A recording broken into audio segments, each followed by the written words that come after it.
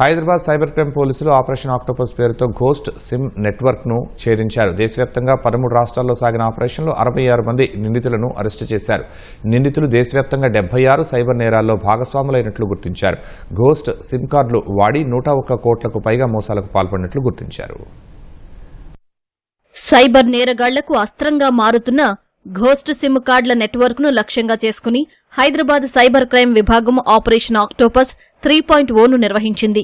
గతంలో mule ఖాతాదారులపై operation octopus 1.0, నేరాలకు సహకరిస్తున్న బ్యాంకు అధికారులపై ఆపరేషన్ ఆక్టోపస్ 2.0 నిర్వహించగా తాజాగా సైబర్ నేరాలకు కీలకంగా నిలుస్తున్న ఘోస్ట్ సిమ్ వ్యవస్థపై ఆపరేషన్ ఆక్టోపస్ 3.0తో ఉక్కుపాదం మోపింది.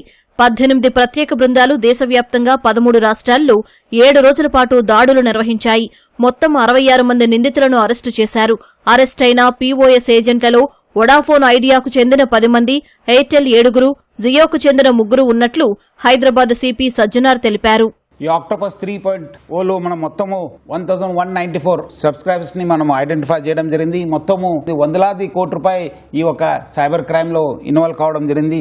దాంట్లో మనము దాదాపు 544 సిమ్ కార్డ్స్ ని మనము సీజ్ చేయడం జరిగింది. ఇంకా దాదాపు 432 సిమ్స్ ఇంకా సీల్డ్ ఉన్నావు. Almost they were ready to be dispatch to the cyber criminals కి. ఇవి మళ్ళీ వచ్చే రోజు 432 సిమ్స్ మళ్ళీ ఈ క్రైమ్ లో ఇన్వాల్వ్ అయ్యే అవకాశం ఉంది. వాళ్ళని కూడా మనము సీజ్ చేయడం జరిగింది. మొత్తము 1194 సిమ్స్ ని మనం సీజ్ చేశాను.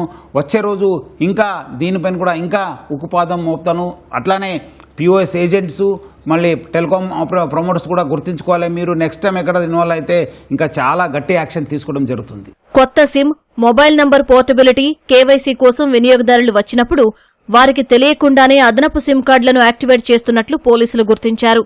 మారుమూల గిరిజన ప్రాంతాల్లో ప్రత్యేకంగా క్యాంపులు ఏర్పాటు చేసి నిరక్షరాస్యులు, నిరుపేదలను లక్ష్యంగా చేసుకుంటున్నారు. అక్రమంగా యాక్టివేట్ చేసిన సిమ్ కార్డులను భౌతికంగా విదేశాలకు తరలించాల్సిన అవసరం లేకుండానే ఈ సిమ్గా మారుస్తున్నారు. విదేశాల నుంచి సైబర్ ముఠాలు మన దేశపు మొబైల్ నంబర్లతో దందా చేస్తున్నారు. వాట్సాప్, టెలిగ్రామ్ ఖాతాలు తెరవడంతో పాటు మ్యాట్రిమోనియల్ సైట్లు, ప్రముఖ డేటింగ్ యాప్స్ లో అత్యంత ఆకర్షణీయమైన నకిలీ ప్రొఫైల్స్ సృష్టిస్తున్నారన్నారు. ఘోస్ట్ సిమ్ నెట్వర్క్ వ్యవహారాన్ని హైదరాబాద్ సిటీ పోలీస్ చాలా సీరియస్ గా తీసుకున్నారు.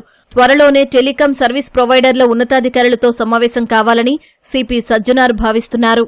ఈ ఒక ఇష్యూ పైన మనము డిపార్ట్మెంట్ ఆఫ్ టెలికమ్యూనికేషన్స్కి, గవర్నమెంట్ ఆఫ్ ఇండియా కూడా మనం దృష్టికి తీసుకెళ్తాము. అట్లానే ఈ ఒక ఎవరెవరు ప్రమోటర్స్ ఉన్నారు, టెలికాం ప్రమోటర్స్, ఎయిర్టెల్ కావచ్చు, వోడాఫోన్ ఐడియా వాళ్ళు కావచ్చు, జియో వాళ్ళు కావచ్చు, వాళ్ళందరితో కూడా మీటింగ్ ఏర్పాటు చేస్తాను.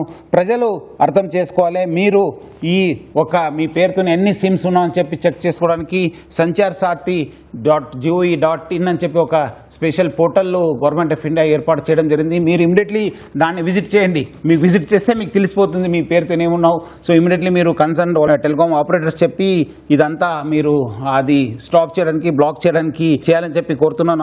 సైబర్ మోసానికి గురైతే వెంటనే 1930 టోల్ ఫ్రీ హెల్ప్ లైన్ నంబర్కు కాల్ చేయాలని లేదా www.cybercrime.gov.in లో ఫిర్యాదు చేయాలని పోలీసులు తెలిపారు.